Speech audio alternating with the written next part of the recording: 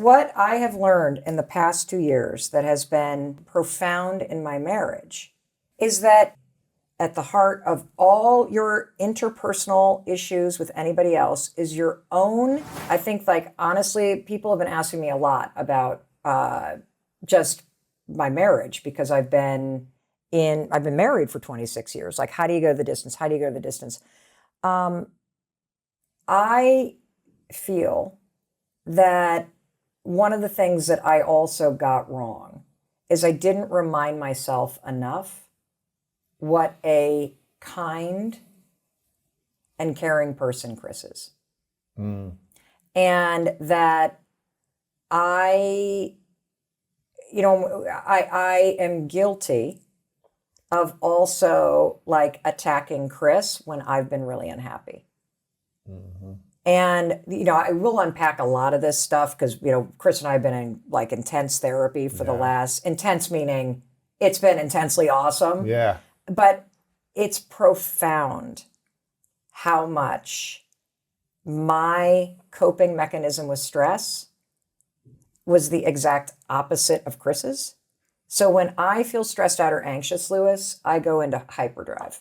I like go, go, go, go, go, because I feel safer when I'm busy.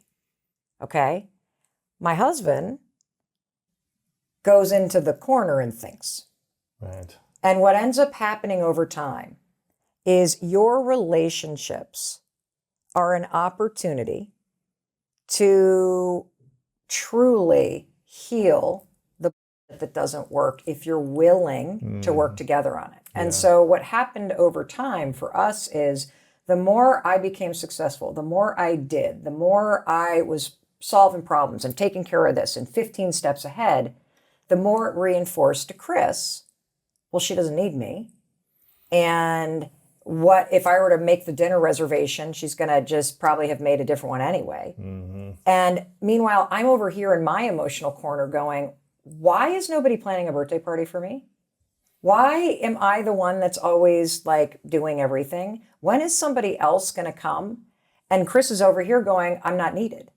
Yeah, like I've tried, but then you say you don't want it, or you change the plans, or so it's like after a while, I was like, why am I going to try to do anything? Correct. And here's where we make a major mistake. We have a breakdown that's at the surface level. So I'll give you an example. This is a really dumb example, but I think every couple might be able to relate to this. Sure. So you know how you get a lot of cardboard boxes? Yes. From Amazon. Books and boxes. Amazon boxes that arrive at your house or your apartment. Everybody now orders stuff online. So I get boxes. I unpack the boxes. And then I have this little thing where I'm like, I might need to ship it back. So I don't... You keep the box. Yep. By the door. No, I got to throw it away right away. Well, Chris does too. Yeah. And he also does not want the box to go into the garage. We need to slice it down and flatten it.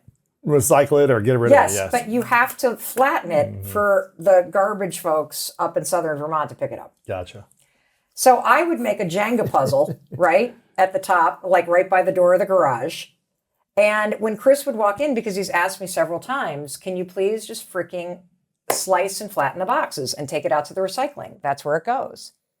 And I have this intention that, okay, I'll do that tomorrow because after I look at this stuff, I might ship it back and I might need the box. Right. And then the truth is I hate flattening boxes. I don't want to flatten boxes. Sure. And so I don't do it.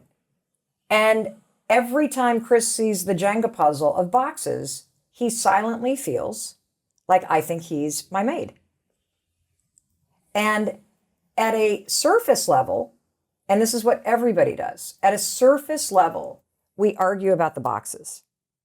At a deeper level that's not getting resolved is the fact that my partner has asked me to do something. But he's asked me to do something at sort of a physical surface level. He has not said to me, when I see that, Mel, it actually triggers something from my childhood. My parents were never home. Nobody came to my games. I was a latchkey kid. When I would walk in that door hoping somebody was home, and I opened up the door and there was nobody there, I felt like my needs did not matter. And when I see the boxes stacked, and I've asked you twice to do that, and you still don't do it, it's re-triggering that. And over the course of his childhood, it didn't matter what he said. The behavior of the adults didn't change. And so we step into these relationships with people, with friends, and with, your lover, and it becomes literally a magnifier of the things you have not resolved.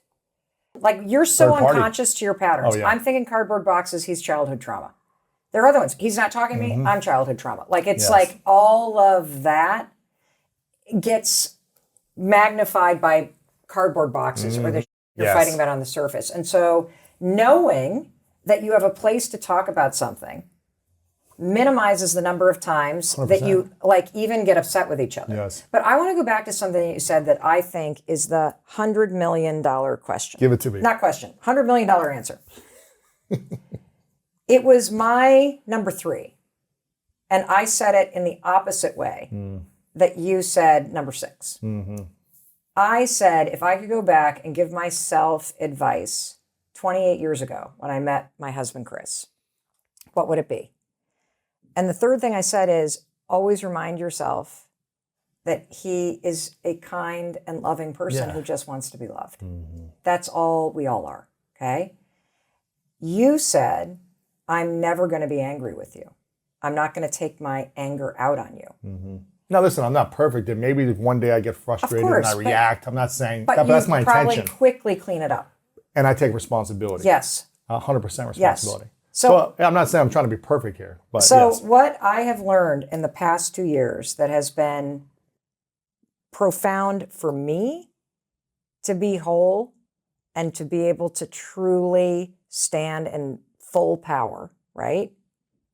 And what has been profound in my marriage is that at the heart of all mental health issues for me, at the heart of all your interpersonal issues with anybody else is your own inability to handle uncomfortable feelings.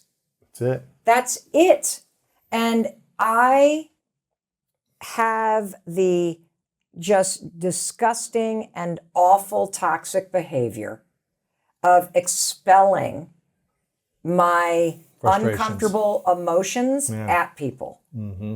And my inability to tolerate stress or disappointment or frustration or expectations not being met or hurt feelings that creates this sort of disruption in my body and all of this stuff.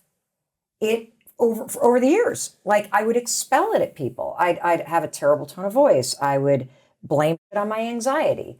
And I didn't know any better because I didn't understand that healing actually doesn't start up here. It actually starts in your body and your ability to not only tolerate emotions, but to regulate the way that you feel when you experience emotion. And my husband has the opposite way. He withdraws. When he feels painful things in his body, he withdraws. And so the thing that has changed everything for me, Lewis, is truly realizing that, the second I started to dig out all the uncomfortable feelings and that had happened or anything else, and I learned how to sit with it. Mm-hmm. I learned how to give myself the assurance and the love that maybe I didn't get as a kid, that I didn't experience in other relationships, that I wasn't experiencing in that moment. Learning how to do that for myself, learning how to regulate my nervous system, how to tolerate the awful stuff that happens to all of us in life, that has been the biggest game changer in my relationship because I don't get angry at Chris. Thank you for watching this video. If you want more inspiring clips like this, make sure to click right here to subscribe and click right here to watch that next video that is specific to support you in your life.